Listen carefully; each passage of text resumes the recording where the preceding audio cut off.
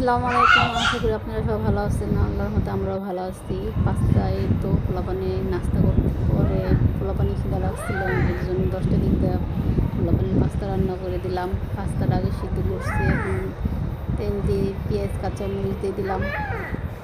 তো পেঁয়াজ কাঁচামরিচ দেওয়ার পরে নাড়াচাড়া দিতেছি। এখন ডিম থাক ভেঙে না দিলাম। খায় তো কতক্ষণ না খায় থাকা পারো ডিমটা আজকে ভেঙে না দেওয়ার খাই পরে এমনিতে এখন সুন্দর করে নাড়াচাড়া দেব। নাড়াচাড়া দেওয়ার পরে ডিমটা বাদামি করার পরে হালকা একটু মশলাটা দিলাম, কালারটা যেন সুন্দর আসে পাস্তার মধ্যে। একটু নাড়াচাড়া দিতে আসছি। এখন নাড়াচাড়া দেওয়ার পরে এই যে মশলাটা দিয়ে দিলাম, ম্যাগি মশলাটা দিয়ে দিলাম। ম্যাগি মশলা দিয়ে এখন সসটা দিয়ে দিলাম। সস দেওয়ার পরে এখন নাড়াচাড়া দিব।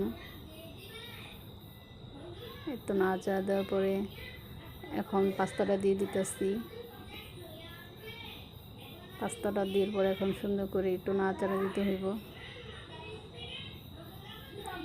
পোলাপানি যখন যেটা বায়না করে সেটাই তাদের রান্না করে দিতে হয়, কারণ পোলাপানির মর্জি। এখন এর জন্য পাস্তাটা রান্না করে দিলাম, পোলাপানি খাইব। এত সুন্দর করে এই যে নাড়াচাড়া দিতে আসছি, পায়ে পাস্তা হয়ে গেছে। এখন সুন্দর করে বাড়তে আসছি পোলাপানির ডিম। পোলাপানি খেয়ে বলবো কীরকম হয়েছে পাকটা, কারণ পোলাপানি খাইব তো। আমি তো টেস্ট করলাম না, লবণও দেখলাম না। পোলাপানি খাওয়ার পরে জিজ্ঞেস করুন কীরকম হয়েছে।